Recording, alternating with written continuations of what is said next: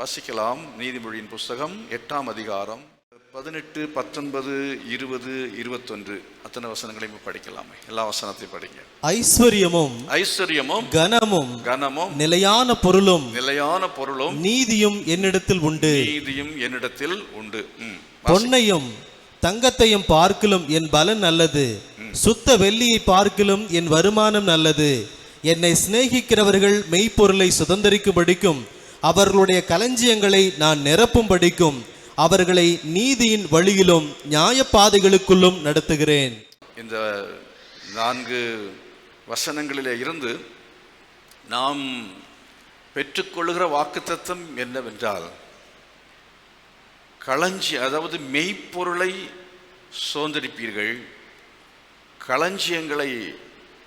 களஞ்சியங்கள் நிரப்பப்படும், நான் உங்களை அதாவது நீதியின் பாதையிலும் நீதியின் வழியிலும் நியாய பாதைகளுக்குள்ளும் நடத்துகிறேன் அல்ல நடத்துவேன். இந்த 3 விஷயம், 3 ஆசீர்வாதங்கள் என்று சொல்லலாம். 3 ஆசீர்வாதங்கள். முதலாவது இங்கே சொல்லப்பட்டிருக்கிறது என்னவென்றால், மெய்ப்பொருளை சுதந்தரிக்கும்படிக்கும் களஞ்சியங்களை நிரப்பும்படிக்கும். இப்போ 2 விஷயங்கள். மெய்ப்பொருள் என்பது மெய்ப்பொருள் என்று சொன்னால் என்ன? அதாவது இந்த உலகத்திலே நாம் பார்க்கிற எதுவுமே மெய்ப்பொருள் கிடையாது, இல்லை. எல்லாமே இன்றைக்கு இருக்கும், நாளைக்கு இல்லாமல் போய்விடும். இந்த உலகத்திலே நாம் அனுபவிக்கிற சந்தோஷங்கள், அநேக சந்தோஷங்கள் எல்லாம் மெய்யான சந்தோஷம் இல்லை, மெய் சமாதானம் இல்லை. இந்த உலகமும் மெய்யான உலகம் இல்லை, இது பொய்யான உலகம். ஆகவே மெய்யான சந்தோஷம், மெய்யான சமாதானம், அதே போல மெய்யான ஒரு நித்திய உலகம் வாழ்வு, அது பரலோகம். இதை குறித்து தான் இங்கே இந்த வசனம் மெய்ப்பொருள் என்று சொல்லியிருக்கிறது. ஆகவே இந்த மெய்ப்பொருளை நாம் சுதந்தரிக்கும்படியாக கர்த்தர் உதவி செய்வார். ஆமென். மெய்ப்பொருள் நமக்கு வேண்டும் என்றால் அதை சுதந்திரிக்க கர்த்தர் உதவி செய்வார். இந்த உலகத்தினுடைய பொருள், இந்த உலகத்தினுடைய அநேக நன்மைகள், ஆசீர்வாதங்கள், இவைகளை நாம் கர்த்தரை தேடினால்தான், ஆண்டவரை தேடினால்தான், அதாவது இங்கே இந்த வசனத்தில் சொல்லியிருக்கிறதன்படி இந்த களஞ்சியங்கள் நிரப்பப்பட மெய்ப்பொருளை பெற்றுக்கொள்ள நாம் என்ன செய்ய வேண்டுமாம்? மேலே வசனம் என்ன சொல்கிறது? 20ஆம் வசனத்தில் என்னை சிநேகிக்கிறவர்கள், மேலே ஞானம் என்று சொல்லப்பட்டிருப்பது கிறிஸ்துவை குறித்து சொல்லியிருக்கிறது. அவரே நமக்கு ஞானமும் நீதியும் மீட்புமானார் என்று. கிறிஸ்துவுக்கு ஞானம் என்று ஒரு பெயர் உண்டு. ஆகவே அந்த அடிப்படையில் அந்த வசனத்தை வாசிங்க பார்க்கலாம். என்னை சிநேகிக்கிறவர்கள் மெய்ப்பொருளை சுதந்தரிக்கும்படிக்கும் அவர்களுடைய களஞ்சியங்களை நான் நிரப்பும்படிக்கும் அவர்களை நீதியின் வழியிலும் நியாய பாதைகளுக்குள்ளும் நடத்துகிறேன். அவர்களை நீதியின் பாதையிலே நான் என்ன செய்கிறேன்? நடத்துகிறேன் என்று சொல்லி இங்கே சொல்லப்பட்டிருக்கிறார். என்னை சிநேகிக்கிறவர்கள். எத்தனை பேர் ஆண்டவரை நீங்கள் சிநேகிக்க விரும்புகிறீங்க? அல்லேலூயா. அப்போ கர்த்தரை சிநேகிக்கிறவர்களுக்கு இதெல்லாம் கிடைக்கும். இதெல்லாம் சொன்னால் என்ன? களஞ்சியங்கள் நிரப்பப்படும், மெய்ப்பொருளும் கிடைக்கும். அல்லேலூயா. களஞ்சியங்கள் நிரப்பப்படுவது என்பது அது கர்த்தரை சிநேகிக்காமல் இருந்தாலும் அநேகருக்கு அவருடைய கடின உழைப்பில் அவங்களுடைய புத்தி, ஞானம், யுக்தி இதை பயன்படுத்தி நிறைய களஞ்சியங்களை நிரப்புகிறார்கள். இன்னைக்கு உலகத்திலே பெரிய பெரிய பணக்காரர்களாக இருக்கிறார்கள். இந்தியாவிலே பெரிய பெரிய பணக்காரராக இருக்கிறவர்கள் எல்லாருமே கர்த்தரை சிநேகிக்கிறவர்களாக இருக்கிறாங்களா? இல்லை, அவர்கள் கர்த்தரை சிநேகிக்கிறவர்கள் அல்ல. ஆனாலும் அவர்கள் பணம் படைத்தவர்களாக இருக்கிறார்களே, பொருள் செல்வம் அவர்களுக்கு இருக்கிறதே. அப்படி என்று சொன்னால் நாம் ஏன் கர்த்தரை சிநேகிக்க வேண்டும்? அவர்களுக்கு பணம் இருக்கிறது, பொன்னும் பொருளும் இருக்கிறது, ஆஸ்தி இருக்கிறது, பெரிய பெரிய வீடுகள் இருக்கிறது, வாகனங்கள் இருக்கிறது, எல்லாம் இருந்தாலும் அவருடைய மனதிலே ஒரு வெற்றிடம் இருக்கிறது. உள்ளத்திலே ஒரு வெற்றிடத்தை அவர்கள் உடையவர்களாக இருக்கிறார்கள். எதுனா தேட முடியுமோ தேடி தேடி தேடிக்கொண்டே இருக்கிறார். ஒரு வீடு வாங்கும் பொழுது ஒரு நிறைவு கிடைக்கும்னு நினைக்கிறாங்க. ஆனால் அந்த ஒரு வீடு வாங்குறது அவங்க நிறைவு வரவில்லை. ஆகவே இன்னொரு வீட்டை வாங்குகிறார்கள். இப்படி ஒவ்வொரு காரியத்தையுமே அவர்கள் செய்ய செய்ய செய்ய அந்த வெற்றிடத்தை அவளால் நிரப்ப முடியவில்லை. திருப்தி என்கிற அந்த ஒன்று அவர்களுக்கு வரவே இல்லை. ஆனால் உண்மையாய் கர்த்தரை நேசிக்கிறவர்களுக்கு இந்த உலகத்தில் ஒருவேளை களஞ்சியங்கள் பூரணமாய் நிரப்பப்படாமல் கூட இருக்கலாம். ஆனால் அவருடைய வாழ்க்கையில தேவன் என்ன செய்கிறார் என்றால் ஒரு மெய்யான சந்தோஷத்தையும் மெய்யான சமாதானத்தையும் அவர் தருகிறவர். களஞ்சியங்கள் ஒருவேளை காலியாக இருக்கலாம். 34ஆம் சங்கீதத்தில் பார்க்க என்ன வாசிக்கிறோம்? சிங்கக்குட்டிகள் பட்டினி அடைந்து தாட்சியா இருக்கும், ஆனால் கர்த்தரை தேடுகளுக்கோ ஒரு நன்மையும் குறைவுபடாது என்று சொல்லியிருக்கிறது. ஆனால் அங்கே சொல்லியிருக்கிற இன்னொரு அர்த்தத்தை நாம் விளக்கியுள்ள தாவீதுடைய அனுபவத்தை பார்க்கும் பொழுது, அவன் ஒன்றும் இல்லாத நிலைமையிலையும், அவன் பட்டினியோடு இருக்கும் பொழுதும், அவன் பசியோடு இருக்கும் பொழுதும் அவனுடைய உள்ளத்தில் ஒரு சந்தோஷம் இருந்தது. ஆகவே அநேக பாடல்களை அவன் பாடினான். அவன் சந்தோஷமா பாடலை பாடினான். அவன் கர்த்தரை துதித்தான், ஆராதித்தான். அவ்விதமாக ஒரு திருப்தியான வாழ்க்கை அவனுக்கு இருந்தது. விரக்தியான வாழ்க்கை அல்ல, திருப்தியான வாழ்க்கை அவனுக்கு இருந்தது. அவன் சோர்ந்து போனவனாக அல்ல, எப்போதும் சந்தோஷமாக இருந்தான், மகிழ்ச்சியாக இருந்தான், பாடினான், ஆராதித்தான். அப்படிப்பட்டதான ஒரு வாழ்க்கை தாவீதுக்கு இருந்தது போல கர்த்தர் நம்மை களஞ்சியங்கள் அது நிரப்பப்பட்டாலும் நிரப்பப்படாமல் போனாலும் கர்த்தரை சிநேகிக்கிறவர்களுக்கு கர்த்தர் கொடுக்கிற ஒரு பெரிய ஆசீர்வாதம், மெய்ப்பொருளை சுதந்திரித்துக் கொள்கிறார்கள். கரங்களை வைத்து கர்த்தரை மகிமைப்படுத்துவோம். ஹல்லேலூயா. அதே போல களஞ்சியங்கள் என்ன செய்யும்? நிரப்பப்படும். களஞ்சியங்கள் நிரப்பப்படும். களஞ்சியம் என்று சொன்னால் என்ன? அதாவது நமக்கு இப்போ அநேகருடைய வீட்டில் நீங்கள் பார்க்கும் பொழுது உங்கள் ஸ்டோர் ரூம் அப்படின்ட்டு சிலருக்கு இருக்கலாம்.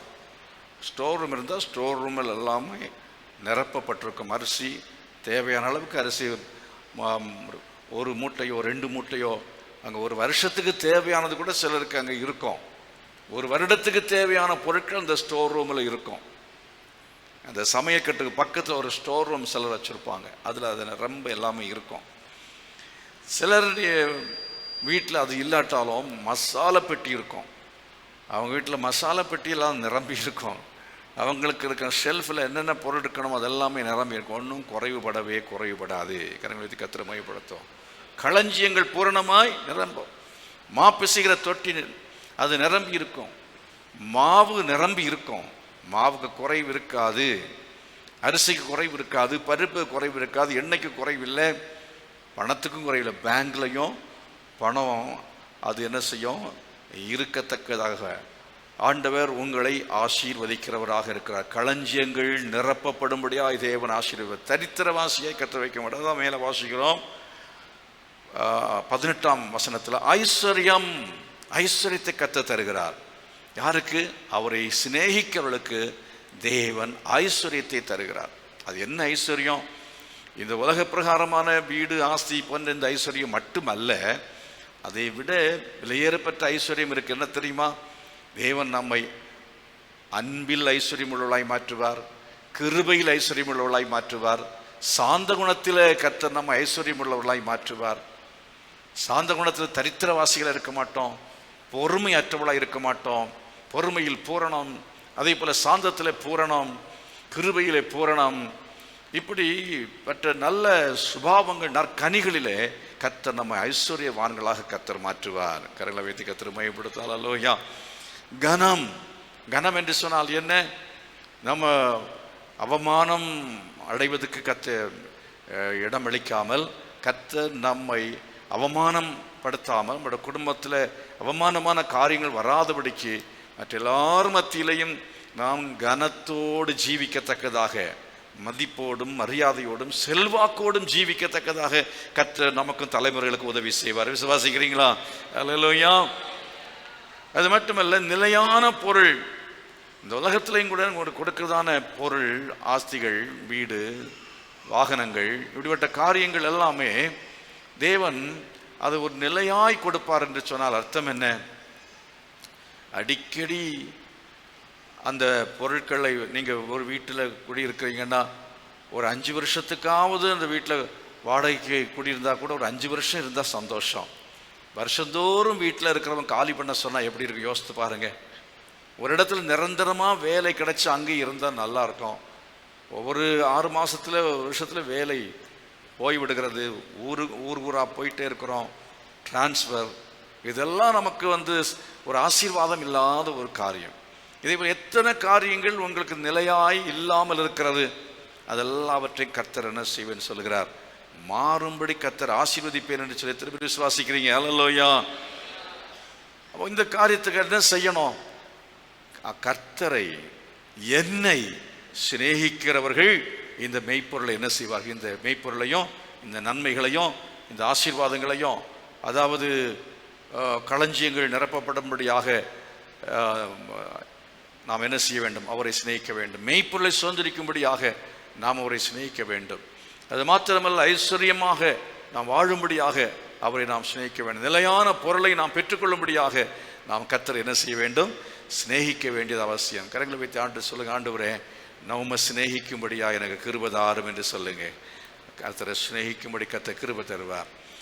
வேதத்தில் நாம் வாசிக்கும் பொழுது மத்தேயு சுவிசேஷத்தில் 3ஆம் அதிகாரம் 15-17 வரையுள்ள வசனத்தை நீங்கள் வாசித்தால், இயேசு கிறிஸ்து அவர் ஜலத்திலிருந்து கரையேறினார். ஞானஸ்நானம் பெற்று ஜலத்திலிருந்து கரையேறினார். அப்படி ஜலத்திலிருந்து கரையேறின பொழுது வானத்திலிருந்து ஒரு சத்தம் உண்டாயிற்று. அது என்ன சத்தம்? இவர் என்னுடைய நேசகுமாரன், இவரில் பிரியமாயிருக்கிறேன் என்று சத்தம் உரைத்தது. எப்போதாவது நீங்க அப்படி சத்தத்தை கேட்டிருக்கீங்களா? ஆண்டவர் உங்களை பார்த்து, இவன் நீ என்ன நேசகுமாரன், நான் ரொம்ப பிரியமா இருக்கிறேன் அப்படின்னு கர்த்தர் எப்போதாவது சொல்லி இருக்கிறாரா? அவங்கள சொன்னாலும் சொல்லாவிட்டாலும் ஆண்டவர் உங்களை அதிகமாக நேசிக்கிறார். ஆமென். என்னை உங்களை அதிகமாக நேசிக்கிறார். ஞானம் சொன்னாலும் எடுத்த தேவ பிள்ளைகள் எல்லாரையும் பார்த்து கர்த்தர் சொல்றாரு, நீ என் நேசகுமாரன், நேசகுமாரத்தி. ஆகவே ஆண்டவர் நம்ம மேல அன்பு மழை பொழிகிறார். கர்த்தர் நம்மை அதிகமாக நேசிக்கிறார். அவருடைய நேசம் என்பது அளவில்லாதது. அப்படிப்பட்ட நேசம். ஆகையினால்தான் பாருங்க, நம்ம பாவம் செய்தாலும் அக்கிரமங்கள் செய்தாலும் கர்த்தர் நம்முடைய பாவங்களுக்கு தக்கதாக நமக்கு செய்யாமல், அக்கிரமங்களுக்கு தக்கதாக நம்மை தண்டியாமல், அவர் இரக்கத்தோடும் மனதுருக்கத்தோடும் அவருடைய நேசத்தின்படி கர்த்தர் நம்மை மறுபடியும் என்ன செய்கிறார் என்றால், கழுவி சுத்தம் பண்ணி நம்மை ஆண்டவர் ரட்சிக்கிறார். கர்த்தர் நம்மை பாதுகாக்கிறார்.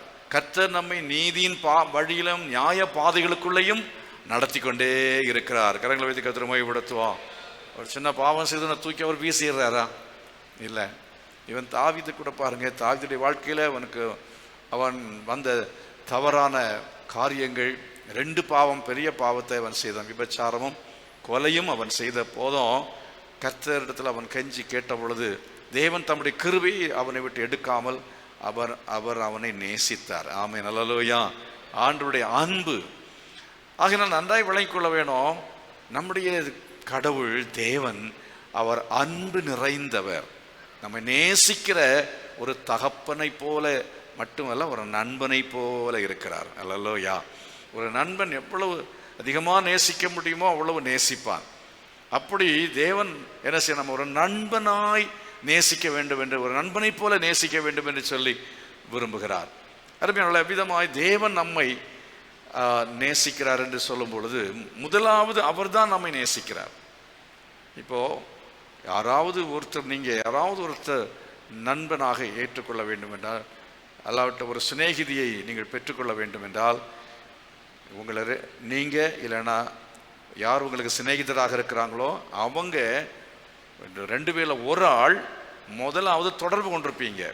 முதலாவது தொடர்பு கொண்டு எப்படியாவது அவங்களுடைய நட்பு வேணும், அன்பு வேண்டும் என்பதற்காக அவங்களை பின்பற்றி அவங்கள பின்னால் போயிருப்பீங்க. அவங்களுக்கு உதவி செஞ்சுருப்பீங்க. அவங்களுக்கு ஏதோ ஒரு விதத்தில் அவருடைய உள்ளத்தை கவரத்தக்கதாக சில காரியங்களை செஞ்சுருப்பீங்க.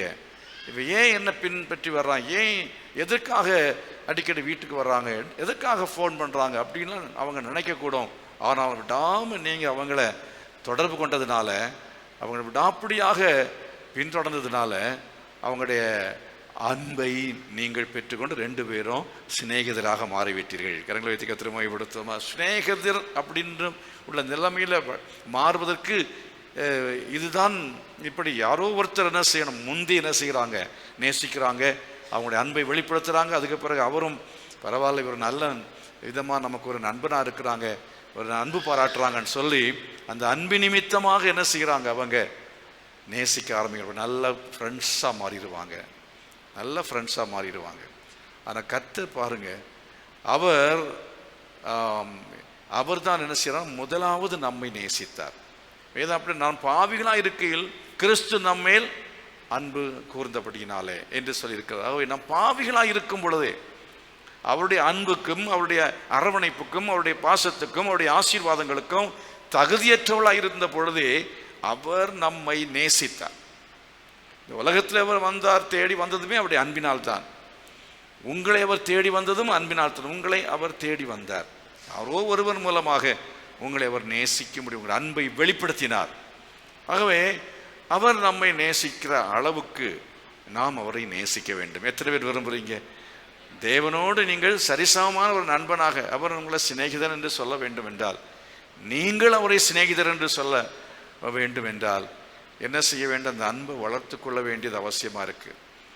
அப்போ உண்மையாகவே நீங்கள் ஆண்டவர் நேசிக்கிற அளவுக்கு இயேசு கிறிஸ்து உங்கள் மேல் வைத்திருக்கிற அன்புக்கு ஈடாக, பிதாவாகிய தேவன் உங்கள் மேல் வைத்திருக்கிற அன்புக்கு ஈடாக அவர் உங்களை சிநேகிக்கிற அளவுக்கு உங்களால் சிநேகிக்க முடிகிறதா? கர்த்தரை நீங்கள் அவர் உங்களை நேசிக்கிற அது போல அந்த அளவுக்கு சமமா நீங்க அவரை நேசிக்கிறீங்களா? 1% அவர் நேசிக்கிறது போல நான் அவரை நேசிக்கிறேன், அந்த அன்பில் நான் கொஞ்சம் கூட நான் குறைவுபடவில்லை அப்படின்னு சொல்ல முடியுமா? யாராவது ஒருத்தரும் இல்லை. சிலர் முதல்ல கை ஊத்துறதுக்கு நீங்கள் ஆசையாக இருந்தீங்க, யோசிக்கும் பொழுது அப்புறம் கை உயரலை. ஏன்னா முதல்ல நம்ம அப்படி தான் நினைப்போம், நம்ம ரொம்ப நேசிக்கிறோம் அப்படின்னு நம்ம நினச்சிட்டு இருப்போம். ஆனால் உண்மை அது அல்ல. கடவுளை நாம் பூரணமாக நம்ம நேசிக்க முடியுமா?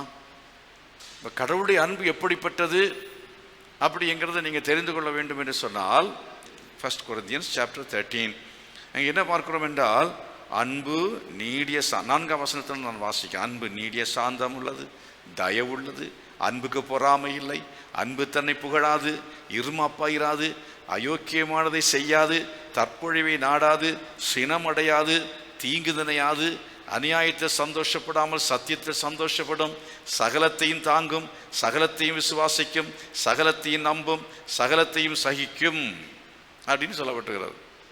அப்போ இந்த விதமான இந்த தன்மைகள், இதுதான் தெய்வீக அன்பின் தன்மைகள். கடவுளுடைய அன்பு என்று சொல்லும்போது இந்த விதமாக அந்த அன்பு இருக்கிறது.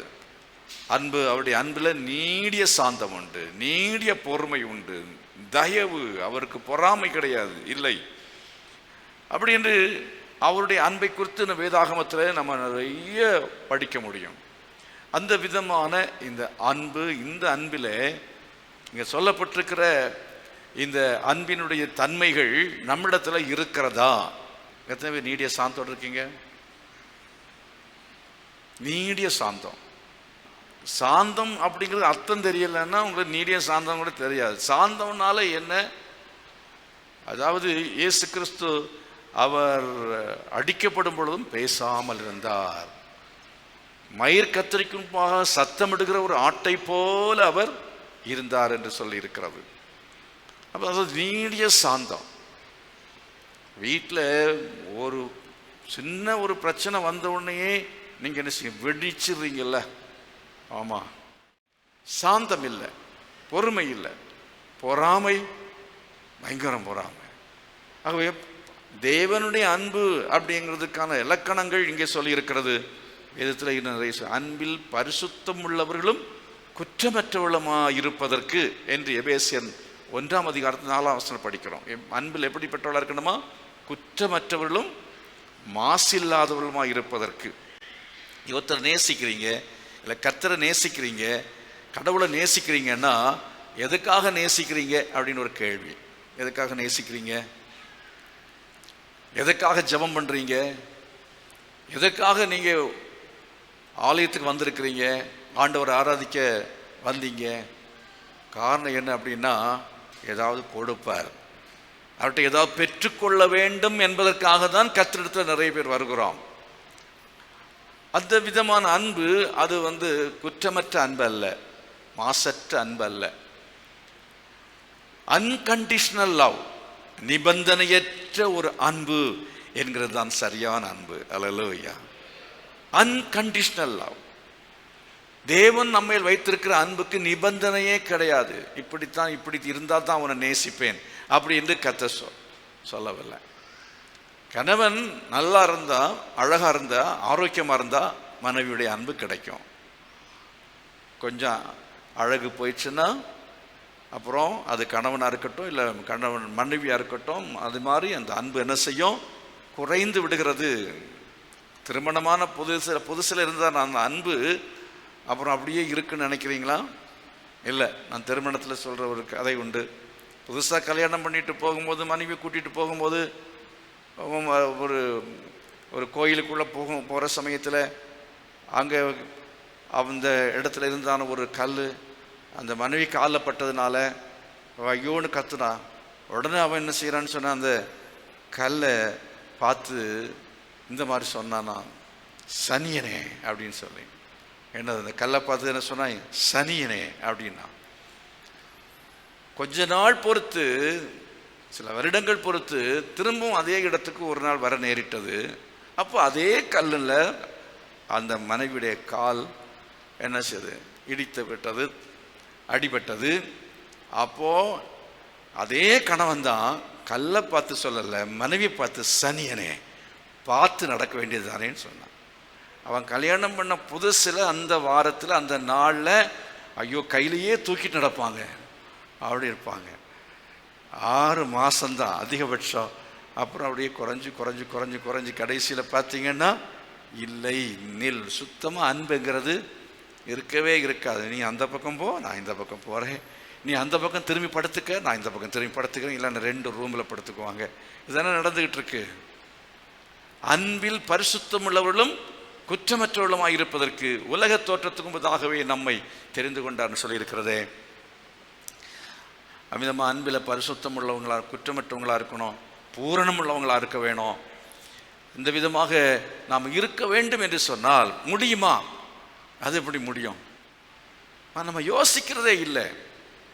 பாருங்க, நீங்கள் கடவுளை அளவுக்கு கடவுளை அவர் உங்களை நேசிக்கிறார், நீங்கள் அவர் நேசிக்கிறீங்களாம் கேட்டால் உடனே நாம் என்ன நினைக்கிறோம்? ஆமாம், அதுதான் அவனும் சொன்னான். யார் சொன்னது? பேதுரு சொன்னான். பேதுருட்ட கேட்டார், யோனாவின் குமாரனே சீமோனே, நீ என்னை நேசிக்கிறாயா? நேசிக்கிறாயான்னு அர்த்தம் என்ன? நான் உன்னை நேசிக்கிற அளவுக்கு நீ என்னை நேசிக்கிறாயா? அதுதான் அந்த கேள்வியுடைய அர்த்தம். அவங்களுக்கும் அது புரிஞ்சிருக்காது, அது அவனுக்கும் புரியவில்லை. ஆகவே தான் அவன் என்ன சொன்னான் தெரியுமா? ஆமா ஆண்டவரே, நானுமே நேசிக்கிறேன்ட்டான். ஆகவே நாம நேசிக்கிறோமா இல்லையா என்பது நம்ம யோசிக்காமலே இருக்கிறோம். ஆண்டவர் நம்ம நேசிக்கிறேனா, என்னுடைய அன்பு எப்படிப்பட்டது அப்படிங்கிறத குறித்து நாம் அறியாமல் இருந்து கொண்டிருக்கிறோம். ஆண்டவர் திரும்ப அவன்கிட்ட கேட்டார், யோனாவின் குமாரனாகிய சீமோனே, நீ என்னை நேசிக்கிறாயான்னு கேட்டார். திரும்ப ஆமான்னு சொன்னார். திரும்ப ஆண்டவர் அவன்கிட்ட கேட்கிறாரு, யோனாவின் குமாரனாகிய சீமோனே, நீ இவர்களிலும் அதிகமாக என்னை நேசிக்கிறாயா என்று கேட்டார்.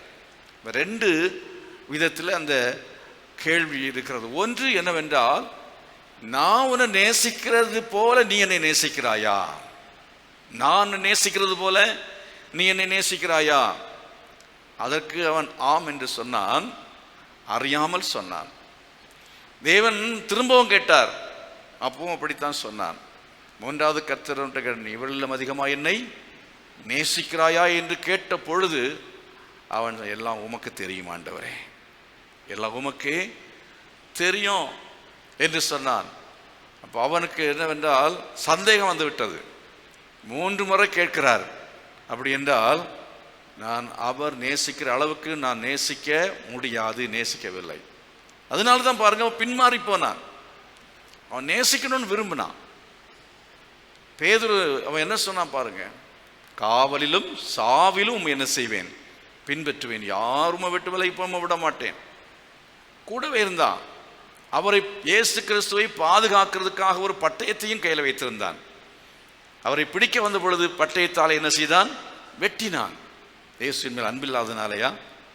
அநேகருக்கு இப்படிப்பட்ட ஒரு மாம்சீகமான, ஒரு மாம்ச பிரகாரமான ஒரு அன்பு இருக்கிறது. ஆவிக்குரிய நிலையிலே இந்த அன்பு ஒரு தெய்வீக அன்பு அவர்களுக்கு இல்லை. தெய்வீக அன்பு என்ன என்பதை குறித்து அறிவும் நமக்கு இல்லாமல் இருக்கிறது. அந்த பேதுருக்கு இல்லாமல் இருந்தது. ஆனால் இப்போ ஆண்டவர் கேட்கிறார், நீ என்ன நேசிக்கிறான்னு கேட்டவன் யோசித்து பார்த்தான். நான் நேசிக்கணும்னு சொல்லி நான் விரும்பினேன், ஆனால் என்னால் என்ன செய்ய முடியவில்லை, நேசிக்க முடியவில்லை. எப்போ ஒரு வேலைக்காரிக்கு முன்னால அவன் என்ன செய்தானா, மறுதளித்தான். அதில் நல்லா நீங்க வாசித்தால் உங்களுக்கு தெரியும். அங்க ரெண்டு பேர் போறாங்க, இன்னொருத்தனோடு கூட இவன் போறான். பேதுருவை அழைத்து கொண்டு போகிறது யாருன்னு கேட்டீங்கன்னா அன்பின் சீஷனாகிய யோவான். பிரதான ஆசாரனுக்கு அவன் அறிமுகமானவன். யார்? இந்த யோவான் அறிமுகமானவன். அப்படின்னாலே அவன் அரண்மனைக்குள்ளாலே இவனையும் அழைத்து கொண்டு போகிறான். அழைத்து கொண்டு போகும் பொழுது அவன் உள்ளாலே போனான். இவனும் கூடவே போயிருக்கணும். இவன் என்ன சொன்ன, தயங்கி பின்னாலே நின்று கொண்டு இருந்தான். பின்னாலே நின்று கொண்டு இருந்த அப்படின்னாலே இவன் என்ன செய்யறான்னு சொன்னா, அதுக்கு பிறகு யோவான் திரும்ப வெளியே வர்றார். திரும்ப வெளியே வந்து இவரை தேடுறாரு. இவன் ஒரு என்ன செய்யறான், எங்கே ஒரு மூலையில் அவன் ஒதுங்கி போய் நிற்கிறத பார்க்குறான். இவன் நிற்ப பார்த்த உடனேயே சில ஆட்கள் முழிக்கிற மொழியை பார்த்தாலே என்ன செஞ்சோன்னா கண்டுபிடிச்சிருவாங்க, இவன் சரியில்லை அப்படின்னு சொல்லி. மடியில் கனம் இல்லைன்னா வழியில் என்ன இல்லை, பயம் இல்லை. உண்மையாக நம்ம உயிருக்கே பயம் இல்லை அப்படின்னா தைரியமாக துணிஞ்சு என்ன செய்வோம், ஃபேஸ் பண்ணுவோம். ஆண்டவருக்காக எதையும் என்ன செய்வோம், நம்ம ஃபேஸ் பண்ணுவோம். இந்த யோவானுக்கு ஆண்டவர் மேலே முழு பிரியம். ஆகவே முழு பிரியம்னு சொன்னாலும் அவன் நேசிக்கிற பிரகாரமாய் 100% நேசிக்கிறார் என்று எடுத்துக்கொள்ள முடியாது. ஆனாலும் யோவான் உயிரை குறித்து பயப்படாமல் அவன் என்ன செய்தான், அவன் அரண்மனைக்குள்ளாலே பிரவேசித்தான். ஆனால் பேதுருவுக்கு உயிர் மேல பயம். என்னையும் பிடித்து விடுவார்களோ, என்னையும் அவர்கள் அடிக்கப் போகிறார்களோ, என்னையும் கடைசியாய் கொலை செய்து விடுவார்களோ என்கிற பயத்தினாலே என்ன செய்தான், வெளியில் நின்றான். யோவான்ல ஒரு வசனம் உண்டு, பூரண அன்பு பயத்தை என்ன செய்யும், புறம்பே தள்ளும். பூரண அன்பு பயத்தை புறம்பே தள்ளும். ஆலயத்துக்கு வரக்கூடாது, நீ ஆலயத்துக்கு போனேன்னா உன்னை காலை ஒடிச்சு போடுவேன், உன்னை வீட்டில் ஏற்ற மாட்டேன், உன்னை டிவோர்ஸ் பண்ணிடுவேன், இப்படியெல்லாம் மிரட்டுறாங்கன்னு வைத்துக்கொள்ளுங்க. அதை பயப்படுறவங்களுக்கு என்ன இல்லை, அன்பு பூரணமாக இல்லை என்று அர்த்தம். ஆனால் சிலர் பயப்பட மாட்டாங்க. நீ என்ன வேணா பண்ணு, ஊரில் நான் உன்னை சேர்த்த மாட்டேன், உனக்கு கிணறுல தண்ணி எடுக்க முடியாது, ஊரில் ஒதுக்கி வச்சுருவேன், அவனுக்கு கலர் தோட்டம் கொடுக்க மாட்டேன், அப்படி எதை சொல்லி மிரட்டினாலும் மிரண்டு போகவே மாட்டார்கள். நீ என்ன வேணா பண்ணு, ஏசு கிறிஸ்துவுக்காக நான் சாகவும் உண்மையாகவே நான் சாகிறதுக்கு ரெடியாக இருக்கிறேன் அப்படின்னு சொல்லி நாம் பயப்படாமல் இருப்போம். பூரண அன்பு பயத்தை என்ன செய்யும், புறம்பே தள்ளும். கரங்களை வைத்து கர்த்தரை மகிமைப்படுத்துவோம். பூரண அன்புக்கு வெக்கம் கிடையாது. எந்த வெக்கம்? ஆண்டவருடைய நாமத்தை சொல்வதற்கும், அவருடைய ஆலயத்துக்கு வருவதற்கோ, அவருக்கென்று போய் தெருவில் நின்று பிரசங்கம் பண்ணுறதுக்கோ, ஊழியம் செய்வதற்கோ, சாட்சி சொல்வதற்கோ. நீ உன்னுடைய பெயர் என்னன்னு கேட்டால் கிறிஸ்தவ பெயரை தைரியமாக சொல்லுவான். சிலர் கிறிஸ்தவ பெயரை சொல்ல மாட்டாங்க, இந்து பேரை சொல்லுவாங்க, தப்பு இல்லை.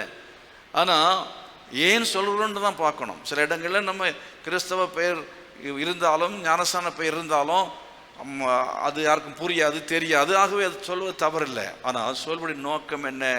நீ கிறிஸ்தவனாக இருப்பது அவனுக்கு தெரியக்கூடாதுங்கிறதுக்கு மறைக்கிறாயா? உனக்கு ஒரு வெக்கமாக இருக்கா? அப்படின்னா உனக்குள்ள அன்பு இல்லை. ஆண்டவர் என்ன செய்யலை, சரியாய் நேசிக்கவில்லை என்று தான் அர்த்தப்படுகிறது. ஆகவே அருமையானவர்களே, இந்த இயலாமை நம்மால் என்ன செய்ய முடியவில்லை, ஆண்டவரை நேசிக்க முடியவில்லை.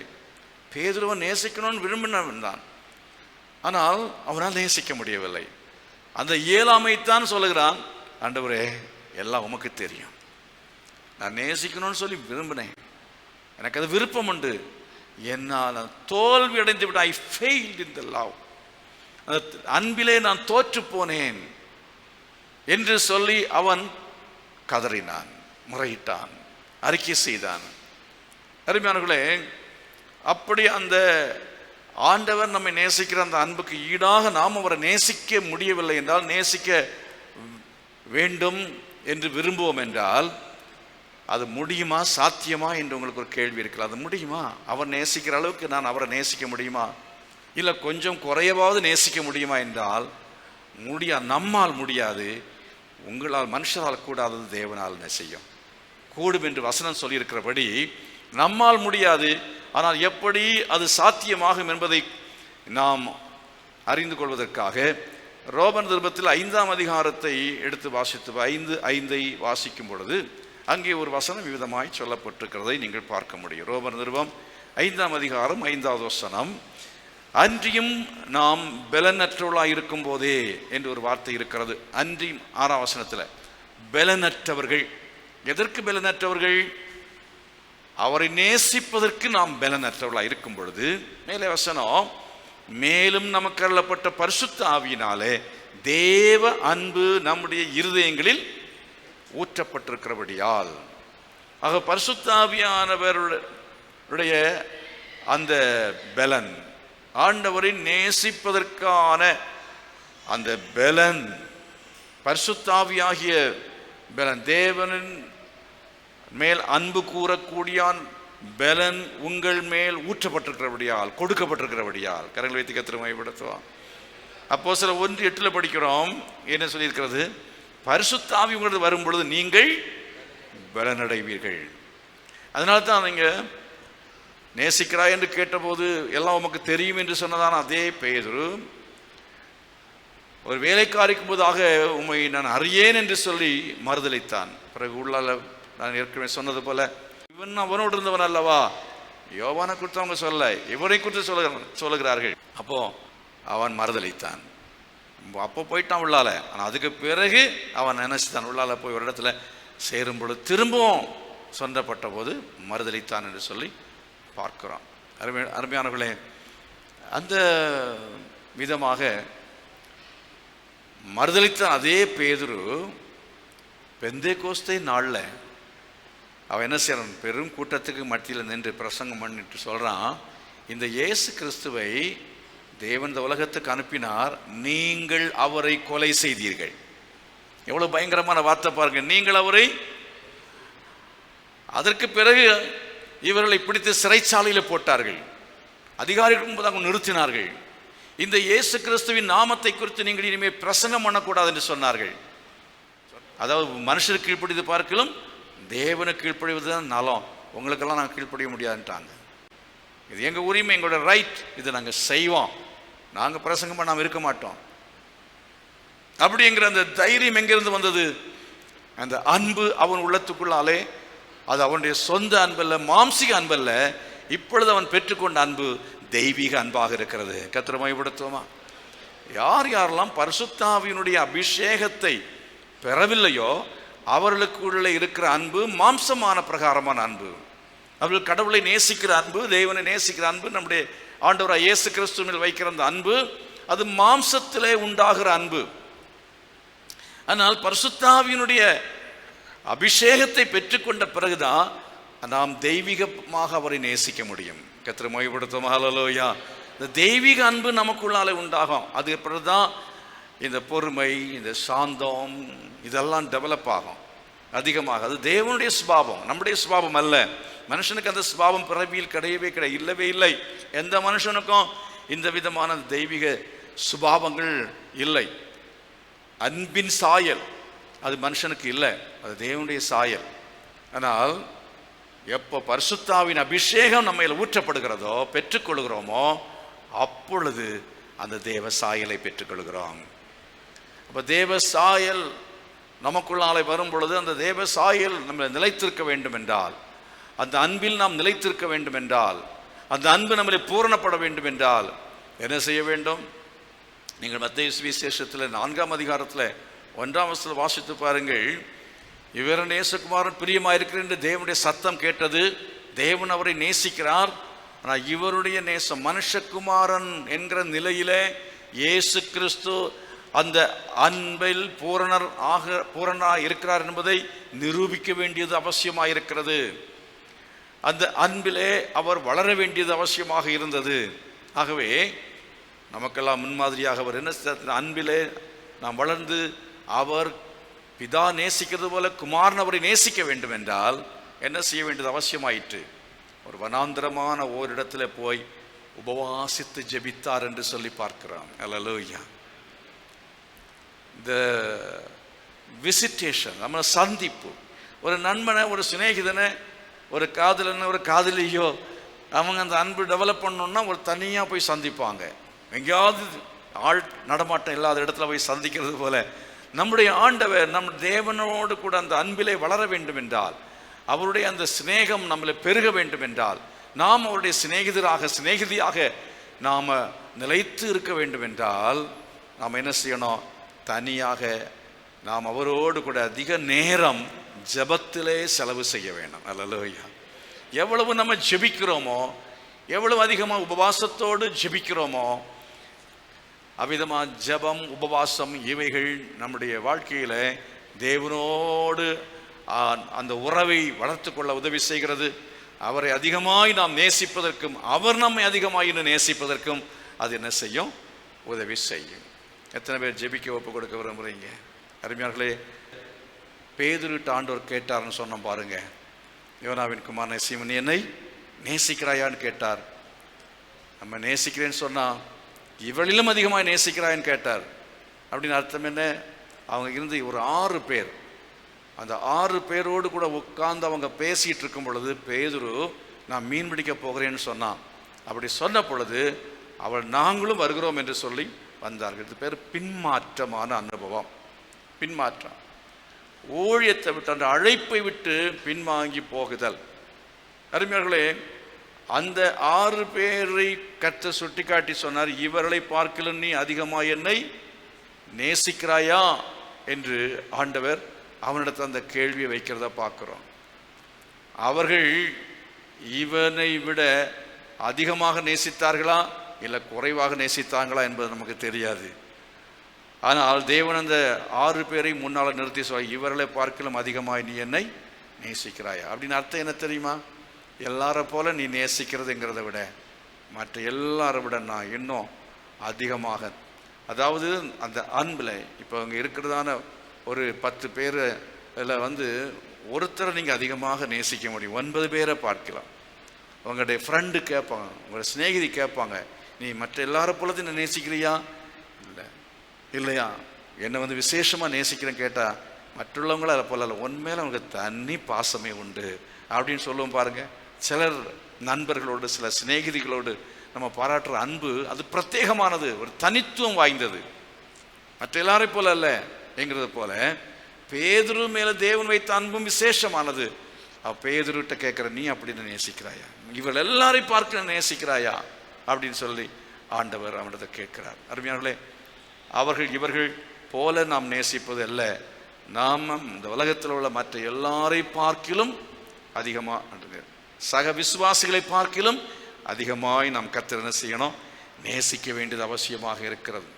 சீமோன் வீட்டில், அங்கே குஷ்ரோகியா இருந்த சீமோன் வீட்டில் இயேசு இருக்கும் பொழுது அங்கே எல்லாரும் இருக்கிறாங்க. ஒரு ஸ்திரீ போய் என்ன செய்தாண்டால், அவள் வெள்ளைக்கல் பரணி கொண்டு போய் அவளுடைய சிரசிலை பூசினாள். அதுக்கு முன்பதாக அழுது அவளுடைய பாதத்தை நனைத்தாள், சிரசினாலே தலைமயிரினாலே பாதத்தை துடைத்தாள் என்று சொல்லி பார்க்கிறோம். மற்ற யாரும் செய்யாதது அங்கே இவ செஞ்சாள். அல்லேலூயா. ஆகவே கர்த்தருக்காக, கர்த்தருடைய சபையிலே நீங்கள் மற்ற எல்லாரை பார்க்கிலும் அதிகமாய் கொடுக்கிறவளா இருக்க வேண்டும், மற்ற எல்லாரை பார்க்கலாம் அதிகமாய் ஜெபிக்கிறவளா இருக்க வேண்டும், மற்ற எல்லாரை பார்க்கலாம் அதிகமாய் ஊழியம் செய்கிறவளா இருக்க வேண்டும். அதைத்தான் கர்த்தர் நம்மிடத்தில் எதிர்பார்க்கிறார். எத்தனை பேர் ஆமீன் சொல்றீங்க? எத்தனை பேருக்கு அந்த அனுபவம் வேணும்னு சொல்லி விரும்புறீங்க? அருமையானவர்களே, மற்ற எல்லாரை பார்க்கலாம் அதிகமாய் நாம் நேசிக்க வேண்டும் என்று விரும்புகிறார். அப்படி சிநேகிக்கும் பொழுது, அவருக்கு சிநேகிதராய் மாறும் பொழுது தேவன் சொல்கிறார், நான் மெய்ப்பொருளை உனக்கு தருவேன், நான் மெய்யான சுதந்திரத்தை உனக்கு நான் தருவேன், களஞ்சியங்கள் என்ன செய்யும்? நிரம்பும் என்று சொல்கிறார். எல்லாரும் எழுப்பி நிற்போமா? ஓ ஹல்லேலூயா, glory to God, thank you Jesus. ஓ இயேசு, உமதன்பு எத்தனை பெரியது, ஆகாயம் பூமி மலை ஆழிகளுக்கெல்லாம் பெரியது. ஆகாயம் பூமி மலையாழிகளுக்கெல்லாம் பெரியது. ஓ இயேசு உமதன்பு அளவில்லா ஆனந்தத்தான் அகம் நிறைந்தது. ஆண்டவர் காரியங்கள் அதிகம் சிறந்தது. அன்றாடம் காலை மாலைகளிலும் துதிக்க உயர்ந்தது. துதிக்க உயர்ந்தது.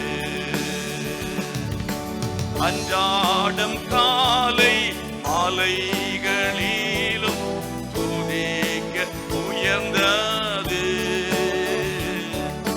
துதிக்க உயர்ந்தது. ஓ இயேசு உமதன்பு எத்தனை பெரியது. உணர்ந்தவளாய் பாடும். ஆகாயம் பூமி அலையாழிகளுக்கெல்லாம் பெரியது. ஆகாயம் பூமி அலையாழிகளுக்கெல்லாம் பெரியது. ஆகாயம் பூமி மலையாழிகளுக்கெல்லாம்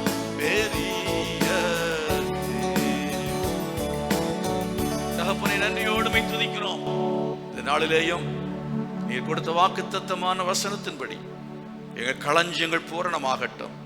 மெய்ப்பொருளை நாங்கள் பெற்றுக்கொள்ள அனுக்கிரகம் பாராட்டியுள்ளோம். இதற்காக நாங்கள் உம்மை சிநேகிக்கிறவர்களாய் மாற வேண்டும். உலகத்திலும் உலகத்தில் உள்ளவில் அன்பு கூறாதிருங்கள் என்று சொல்லியிருக்கிறபடி உலகத்திலே அன்பு கூறாதபடி, உலகத்தில் உள்ளவைகளில் அன்பு கூறாதபடிக்கு உம்மை ஆண்டவரை நீர் எங்களை நேசிக்கிற பிரகாரமாய் நேசிக்க, இந்த உலகத்தில் மற்ற எல்லாரை பார்க்கலும் அதிகமாய் நாங்கள் நேசிக்க, சக விசுவாசிகளை பார்க்கலும் அதிகமாய் நாங்கள் நேசிக்க கிருபை தர வேண்டும் என்று நாங்கள் ஜெபிக்கிறோம். ஆசீர்வதித்து எல்லாரையும் அனுப்பும். இயேசுவின் நாமத்தில் ஜெபிக்கிறேன் ஜீவன நல்ல பிதாவே, ஆமென். நம்முடைய கர்த்தர் இரட்சகருமாய் இருக்கிற இயேசு கிறிஸ்துவின் கிருபையும் பிதாவாகிய தேவனுடைய அன்பும் பரிசுத்த ஆவியானுடைய அந்யோன்யமும் சமாதான பாதுகாவலும் நம் அனைவரோடும் சகல பரிசுத்தவான்களுடன் கூட இன்று நிலைத்திருப்பதாக. ஆமென். God bless you. கர்த்தர் எல்லாரையும் ஆசீர்வதிப்பாராக.